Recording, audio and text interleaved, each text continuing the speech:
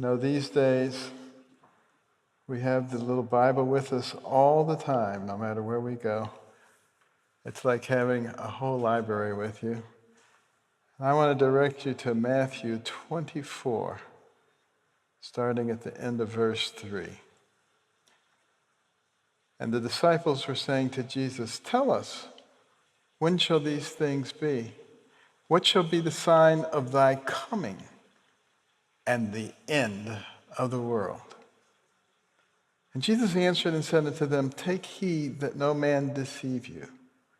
For many shall come in my name, saying, I am Christ, and deceive many. And ye shall hear of wars and rumors of wars." We've certainly heard those.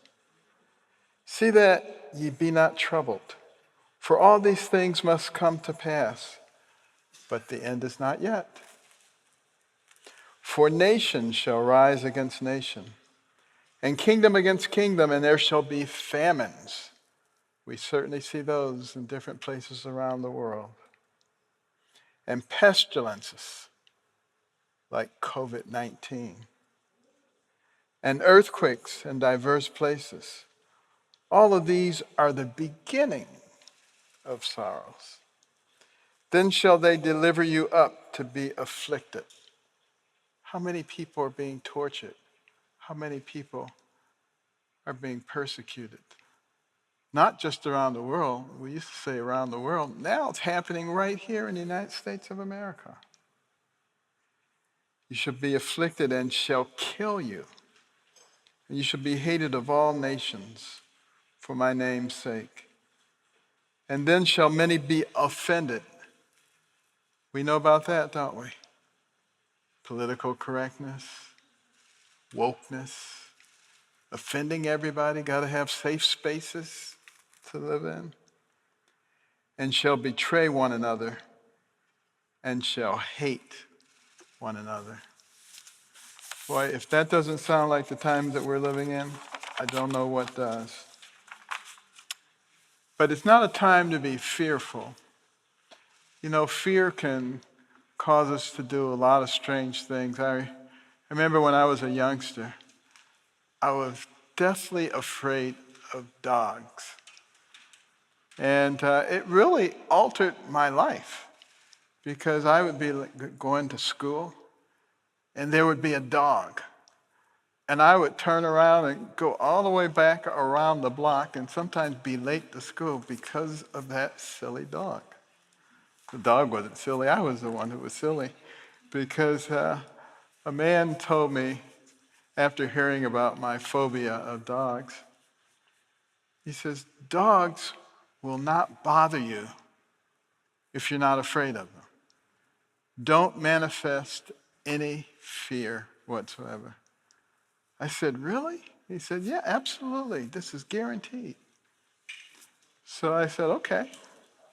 So there was this dog. His name was Rusty. And Rusty was a mean dog, and he chased people, and nobody liked to go down near that part of the neighborhood. I said, "I'm going to try this out on Rusty." So I bravely go walking down there, and Rusty's looking. He's like, "I can't believe this. Home delivery, my meal." He could not believe it.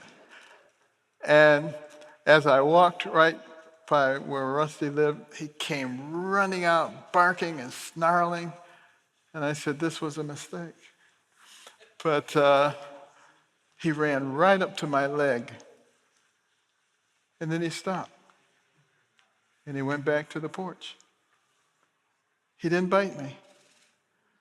And that was the last time Rusty bothered me. I would walk by there anytime I wanted. Rusty knew I wasn't afraid of him. He didn't bother me anymore. Isn't it interesting how that works? When we put our faith in God, is there anything that we really need to be afraid of?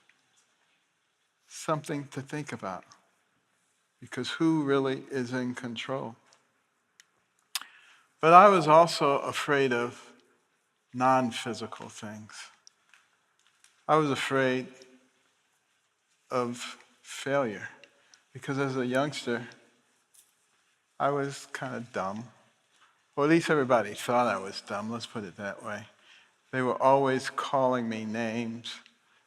And the teachers didn't think I was smart. My classmates didn't think I was smart. I didn't think I was smart. The only one who thought I was smart was my mother. She was always saying, Benjamin, you're a smart boy. You're much too smart to be bringing home grades like this. I brought them home anyway, but she was always saying that. She was always being encouraging, but she didn't know what to do. But, you know, my mother, even though she had less than a third grade education, had gotten married at age 13, discovered that her husband was a bigamist. She believed in God. And she asked God to give her wisdom. What could she do to get her young sons to achieve in life? And God gave her the wisdom. At least in her opinion, my brother and I didn't think it was wise at all. I mean, turning off the TV and making us read book reports, read books and write reports for her. And in today's world, we probably would have called the social services on her and they'd have carried her away in handcuffs. But in those days, you had to do what your parents told you to do. And I started reading those books. And even though I didn't want to do it, after a relatively short period of time, I began to enjoy reading those books. Because when you read books, you have to use your imagination. And it actually becomes extremely interesting as opposed to looking at somebody else's imagination. Made a big difference. And in the space of a year and a half, I went from the bottom of the class to the top of the class, much to the consternation of all those people who used to laugh and call me dummy. And interestingly enough, you know, we lived just on the other side of the railroad tracks. There was white on one side, black on one side. And we lived on the white side of the tracks, so I had to go to white elementary school and junior high. So it was interesting because the teachers really didn't expect much of me anyway, because they didn't think that the black kid would do well. So no one was really pushing me other than my mother. But the other white kids had seen this transition occur in me, going from the dumb kid to the smartest kid in the class. And they accepted it. It was fine with them. But in the 8th grade, they would give out a special award at the end of the semester to the young person with the highest academic achievement. And I was thinking, it's going to be me. And you would take your report card to every teacher, and they would mark it and give it to you, and you'd take it to the next teacher. And I was all the way to the last class, and I had all A's. This was going to be a breeze. My last class was band, and I was good in band, so I knew that was an A. The turkey gave me a C.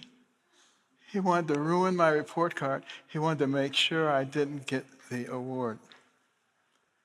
To his chagrin, it turned out that band didn't count, so I got the award anyway. And interestingly enough, at the award ceremony, one of the teachers got up and berated all the other kids. How could you let a black boy be number one in the class? You children are not working hard enough. It was very embarrassing. It must have been.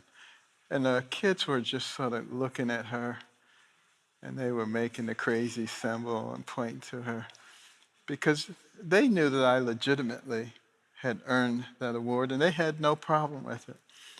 But isn't it interesting how people have misguided concepts of what should be happening? And the question is, how do we react to people like that? And if you go to Micah 6 and verse 8, it says, "He has showed thee, O man, what is good, And what does the Lord require of thee? But to do justly. What does that mean, to do justly? It means to treat people fairly and to love mercy. Even when people have done you wrong, you don't have to do wrong to them. And to walk humbly with thy God. He has given us instructions for how to react to situations like the one that I faced in the 8th grade. But it wasn't the end of my problems. I also hated poverty. You know, some people hate rats, and some people hate roaches, some people hate centipedes, snakes. I hated poverty. I couldn't stand it. That is, until I started reading those books and reading about entrepreneurs and scientists and surgeons and explorers and people of great accomplishment, and seeing how they were able to take control of their lives. And I began to recognize that the person who had the most to do with what happened to me was me. What did I want to do? What did I want to take advantage of that was in my environment? And what a difference it made. And I began to recognize that poverty was something that I had control over. I didn't have to be poor if I didn't want to. I could change that based on the energy that I was willing to put forth to chase my dreams. And at that point, I didn't mind poverty anymore. I was still poor. I had a different attitude because I knew it wasn't a permanent situation. Isn't that the reason that God gives us these amazing brains that He has given us? So that we can think through situations like that. We can analyze situations. You know, if you look at an animal's brain and you compare that with a human brain, it looks very similar, except the animal has a very developed midbrain. And the midbrain is an area that allows you to react. Have you noticed how fast animals can react to things? But they have relatively small frontal lobes. On the other hand, people don't have that well-developed midbrain, but they have these gigantic frontal lobes where you engage in processing of intellectual material and where you're able to plan what you're actually going to do based on what you've seen before. It's kind of interesting. Right now we live at a time when people are pushing forth things like critical race theory that say you ought to look at somebody and react to their physical characteristics, which they have no control over, as opposed to their character, which they have a lot of control over. But to analyze their character, you need those frontal lobes. To see what color they are, you just need your midbrain. So what they're saying is you should act like an animal and not like a being that was made in the image of God. That right there tells you that it is on the wrong track when we're looking at things like that. And where do we get courage from? Courage is so important in a society that has decided that if you don't act the way you're supposed to act, we're going to punish you. We're going to restrict what you can do. We're going to cancel you. We're going to hurt your family. Now, how in the world is somebody supposed to live in a society like that and feel free? And that's where courage comes in. You know, I can remember a situation that really required a lot of courage on my behalf. When I was a neurosurgery resident at Johns Hopkins, And there was a national conference, a neurosurgery conference going on, so almost all the faculty members had gone off to Boston to this conference.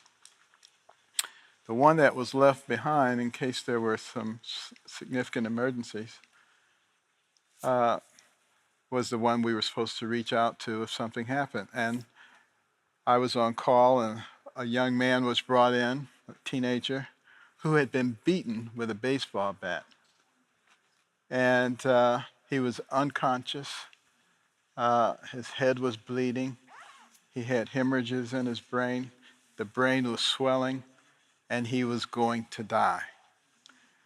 And the only chance of survival that he would have is if you took out part of his frontal lobe and part of his temporal lobe along with the blood clot. Well, that's a complex operation. Not an operation I had ever done before. I'd seen it done before. But I couldn't do anything about it without an attending physician, and we couldn't reach the attending physician. And the paging operator couldn't reach the attending physician. And the young man was dying. It's illegal for a resident to take him to the operating room without an attending. I had to make a decision. Shall I risk my career and take him to the operating room? What if it doesn't come out okay? And I've never even done this operation before. Or should I take him and risk everything? And I prayed. I said, Lord, help me to do the right thing. And after I prayed that prayer, I felt so calm. And I said, we're taking him to the OR. And we took him to the operating room. And, I remembered everything that needed to be done to do that operation correctly. He did fine. In fact, today, that young man is a psychologist helping other young people. But not only did I not get in trouble, I got a lot of praise for having the courage to do what was right. And again, where's that source of strength, that source of courage? It comes from God. It helped me in a lot of situations. I remember there was another situation where a young man had something called Van Hippel-Lindau syndrome, which causes these very vascular tumors to form in your brain. And this young man had formed one right in the middle of his brainstem, an inoperable situation. And none of the adult neurosurgeons would touch him with a 10-foot pole.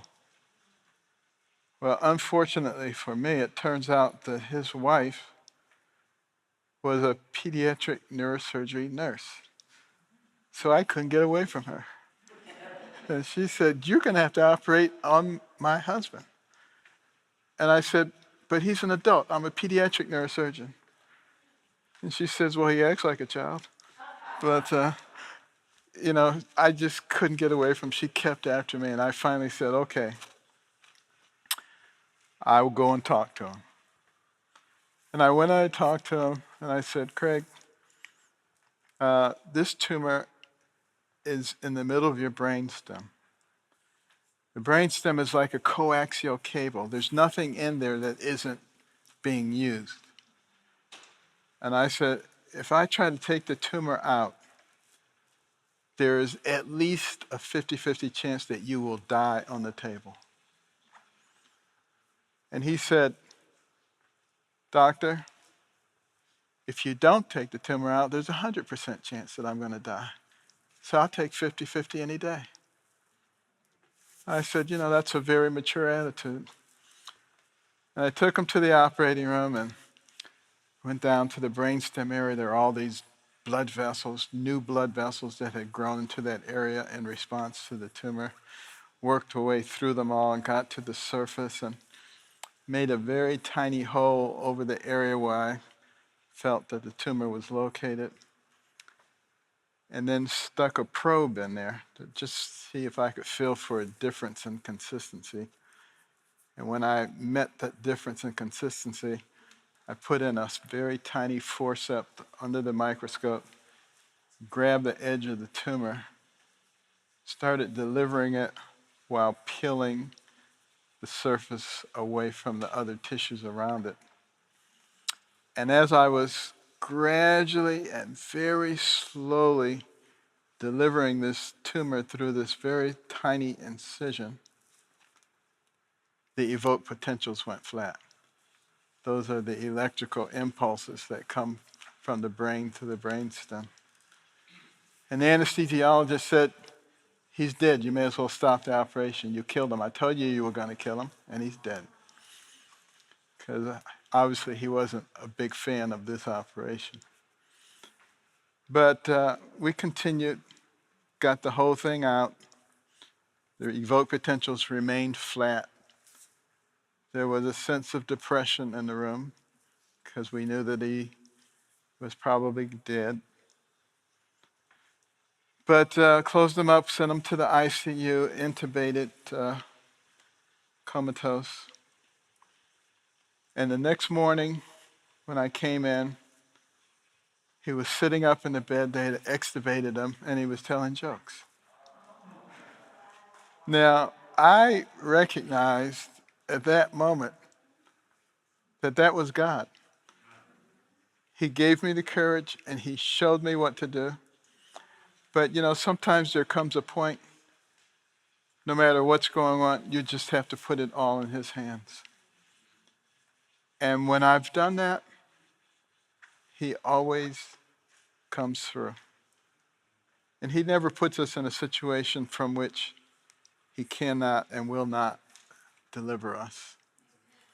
And it gives you a sense of peace.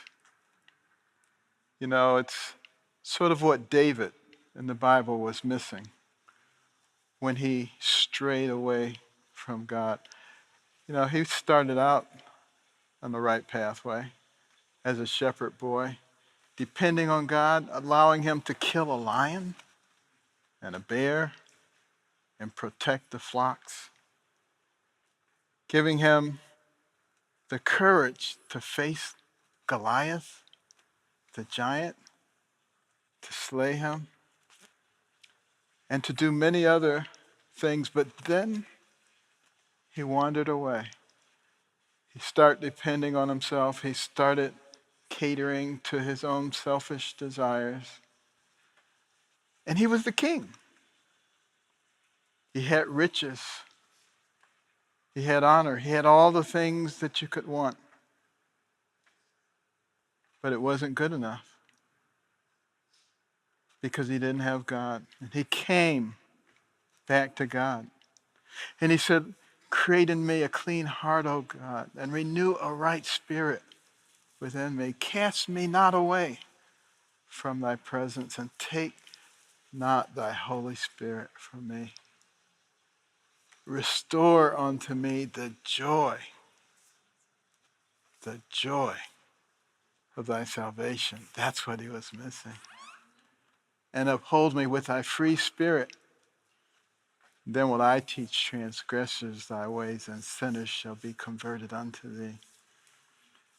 You can have everything in the world, but if you don't have Jesus, if you don't have the joy of his salvation, it's not good enough. We have to always remember that. In times of joy, in times of sorrow, in times of plenty, and in times of need, he is in control. I remember there was a case in South Africa of conjoined twins. They were joined at the back of the head. Similar to the case that had gained great fame for me. And, they obviously wanted me to come over and help with that case, but the kids were deteriorating very, very quickly. So it had to be done under semi-emergent conditions. And, we were in the operating room doing the separation, got to the part where we had to put them on hypothermic arrest, which meant the cardiac surgeons had to go in and, cool the temperatures until the heart stopped, pump all the blood out. And then we would be able to do the critical part of the operation, and then they would start the hearts back up after pumping the blood back in and warming it up.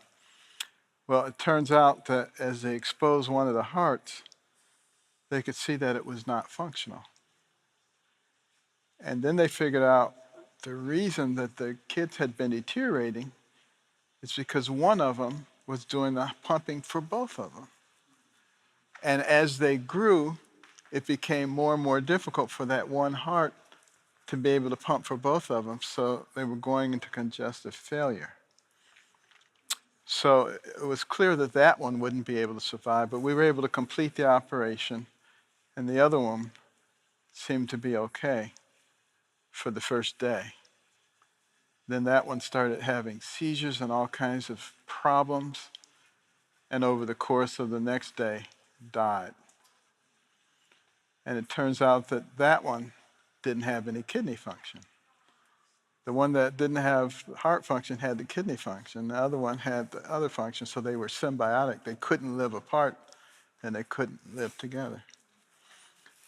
And I remember as I was traveling back to the United States after that operation, I was so depressed.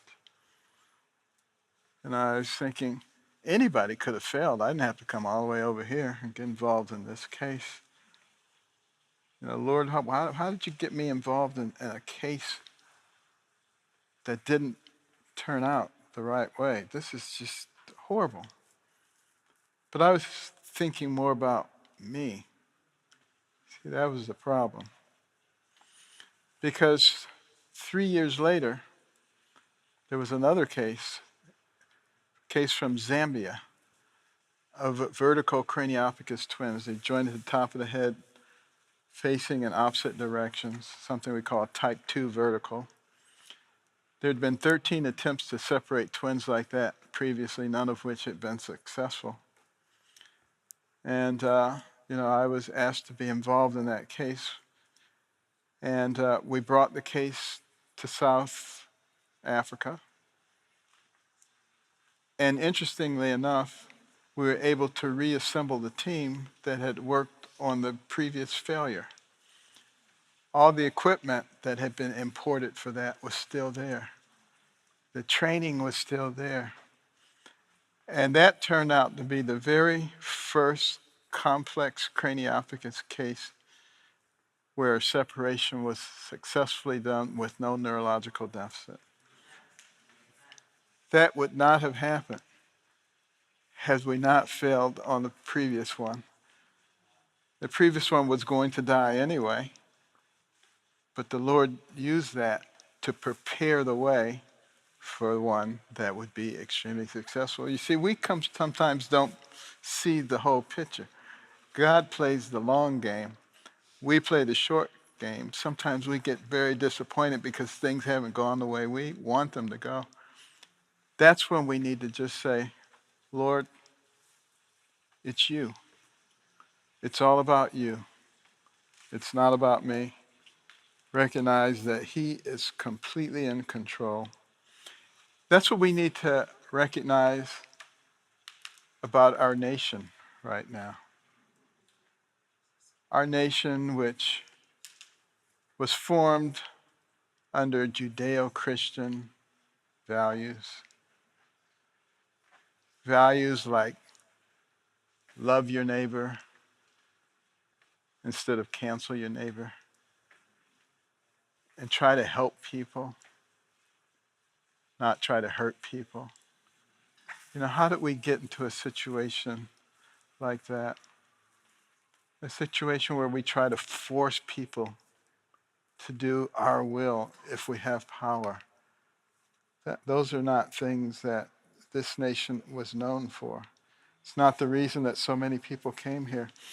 And our nation was known as a nation of communities, where people worked together, people who had different talents and skills. Why were they able to be successful in far out of the way places in remote states. It's because they knew how to work together. They didn't have to all believe the same thing. That was not necessary. What was necessary is for people to work together. You know, it was Jesus who originally said, "A house divided against itself cannot stand." Abraham Lincoln later said that. And it's absolutely true. You take a nation as strong as the United States of America, too strong to be brought down by Russia or China or North Korea or Iran or any other place, but easily destroyed by its own people who have been manipulated into believing that they're each other's enemies, when they're not each other's enemies. That's the real shame. And I think that's where it requires courage. Courage to point out those things that are creating the problems. You know, we have groups saying that this group takes primacy over this group. Black lives matter. Black lives do matter. But you know what? Jesus Christ died for all lives. There's no life that doesn't matter to him, from the least to the greatest. That should be our cause as well. Now, we live in a nation that has a lot of different people in it, from different backgrounds. There's no question about that. But some people want to make that into a problem. Is it really a problem? I mean, how many people, for instance, would want to go to the National Aquarium if every fish was a goldfish? It really wouldn't be that interesting, would it? It certainly wouldn't be worth paying for. Who would want to go to the National Zoo if every animal was a Thompson's gazelle? It wouldn't be that great. Who would want a beautiful bouquet of flowers if everyone was identical? It's pretty, but it's not as pretty as one that is carefully orchestrated with lots of different things. And who would want to get up in the morning if everybody looked exactly like you? In some cases, it would be a national disaster. So we should be very pleased that God was kind enough to give us variety. And what is it that makes a person who they are? Is it the color of their skin? Is it the quality of their hair? Is it the shape of their nose? Or is it their brain? And see, that's why we have those big frontal lobes. You know, Dr. Martin Luther King was on to something when he said he dreamed of the day when people would be judged not by the color of their skin, but by the content of their character. And we find ourselves in a situation where people are teaching exactly the opposite now. It takes courage to stand up against that, to speak out against that, because you will be attacked. There's no question about that. You know, in the book of Timothy, 2 Timothy, and it's the 3rd chapter and the 12th verse. It says, "Yea, and all that will live godly in Christ Jesus shall suffer persecution." Now, what do you think that means? You know, there's some people, they see things going on. They don't say anything. They just kind of hide in a corner, put their head down and hope nobody calls them a nasty name. Is that what we're called to do? Or are we called to stand up for those who are in a difficult situation? If you go to the book of Proverbs and you go to chapter 24, verse 10, it says, "If thou faint in the day of adversity, thy strength is small. If thou forbear to deliver them that are drawn unto death, and those that are ready to be slain, if thou sayest, Behold, we knew it not, doth not he that pondereth the heart consider it? And he that keepeth thy soul, doth he not know it? And shall he not render to every man according to his works?" In other words, bad things are happening to people. You can't just sit around and say, "I don't know about it. I'm close my eyes. Not my business. I don't care." The Bible says that's not what you should be doing. It says if you do that, God knows that you did that and holds you responsible. But some people say, but if I do that, then I put myself in the line of fire. Then I may be persecuted. Yes, that's absolutely true. But remember this.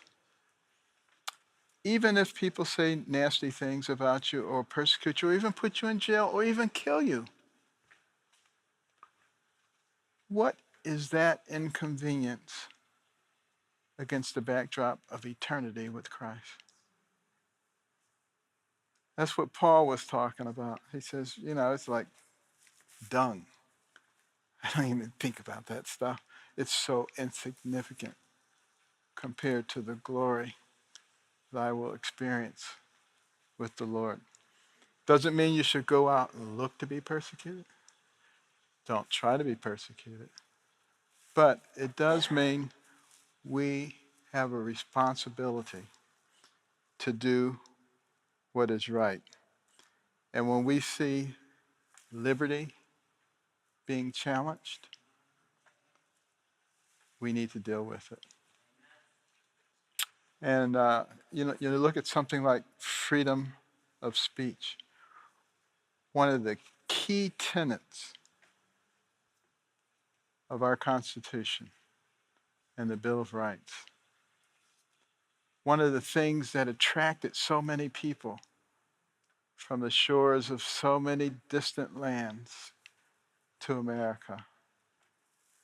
They wanted to be free, to live the way they wanted to live, to say what they wanted to say, to pursue the careers they wanted to pursue,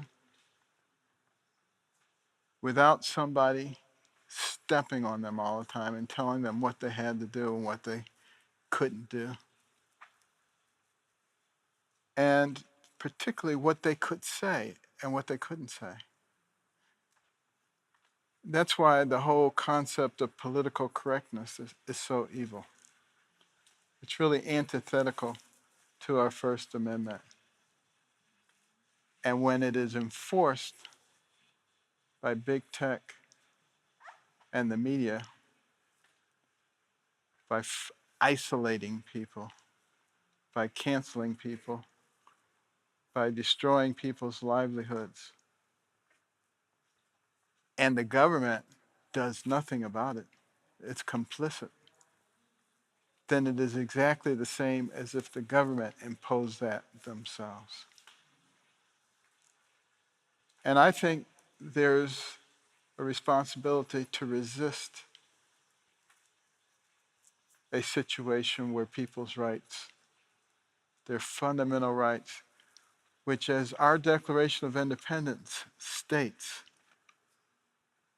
those rights come from God and not from the government. And therefore, those who are godly people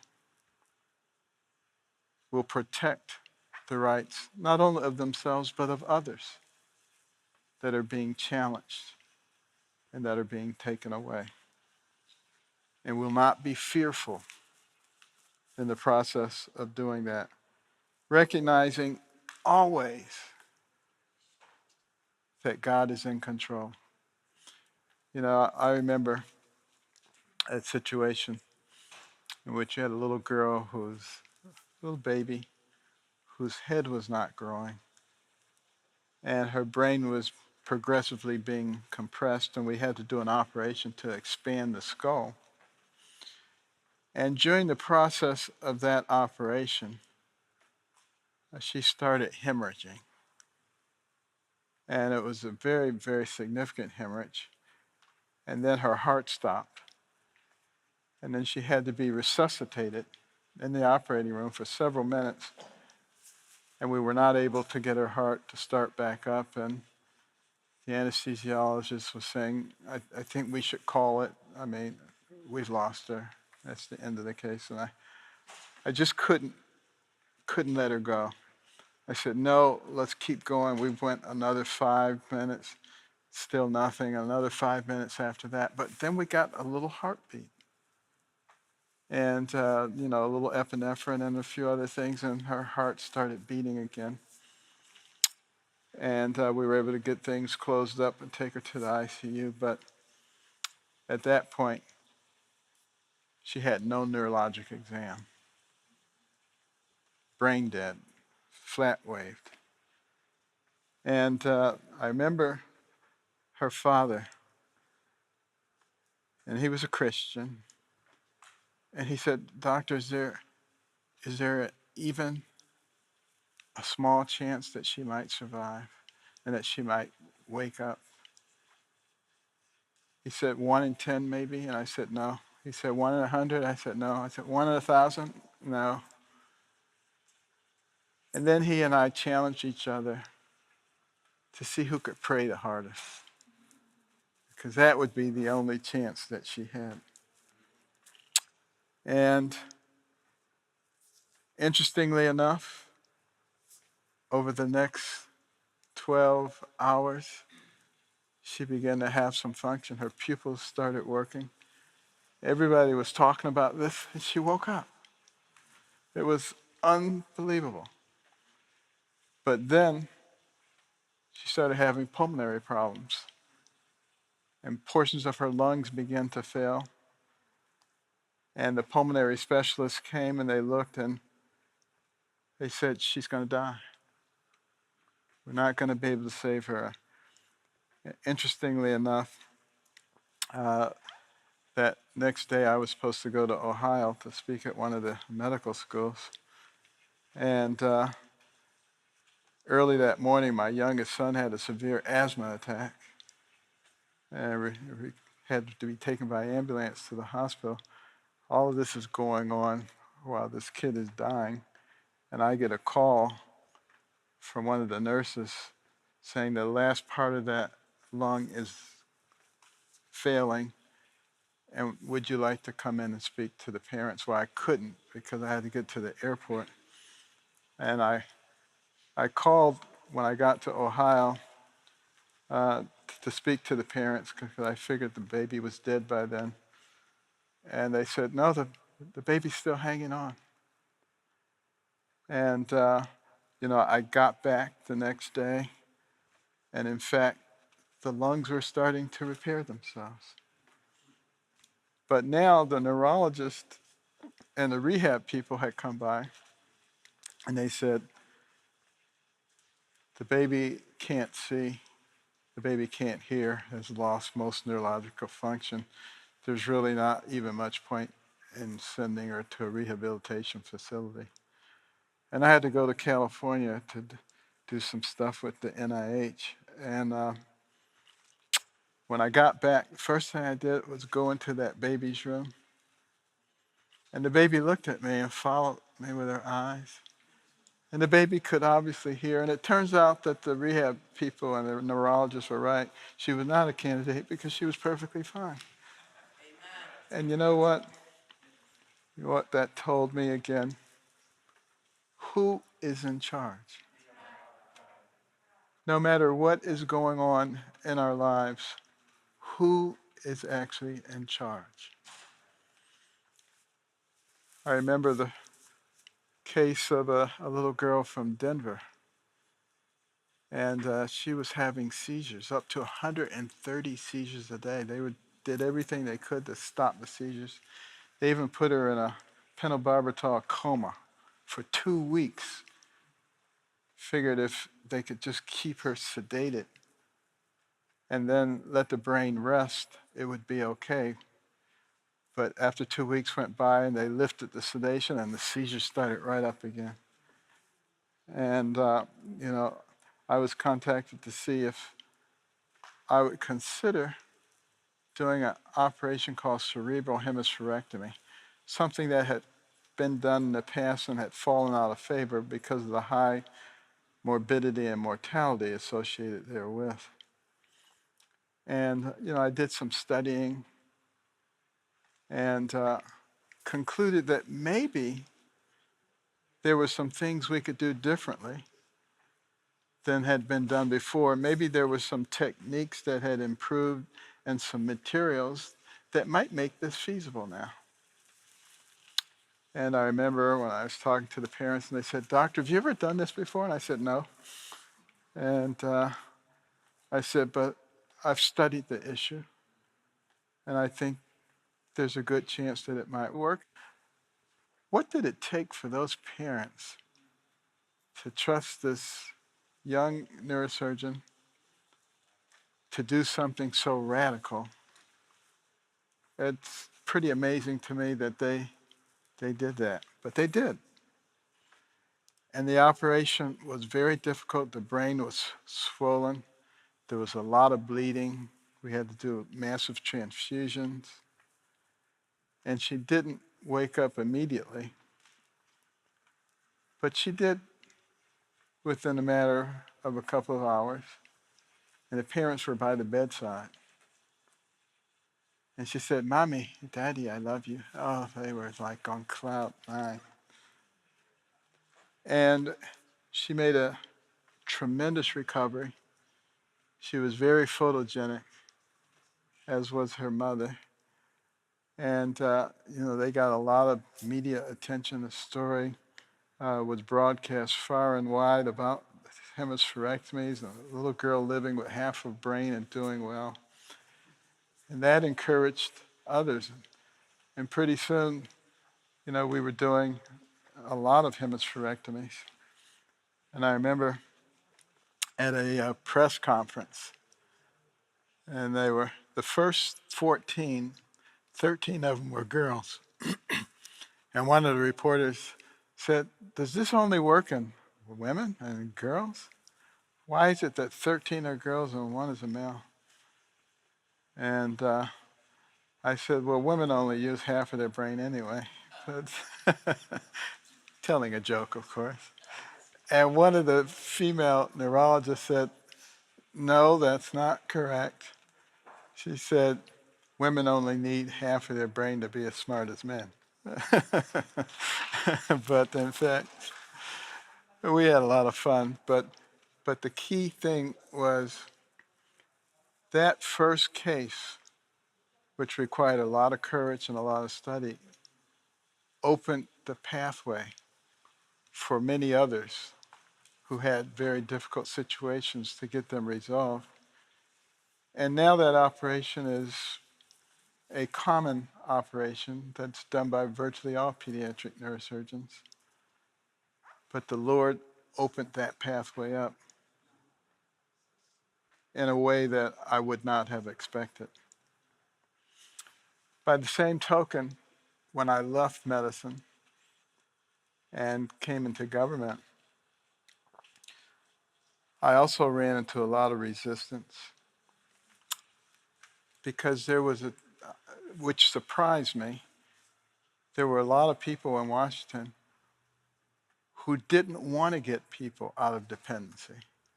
And I said everybody should agree with these things that will help people move up the ladders of opportunity and become, independent. And it was very difficult.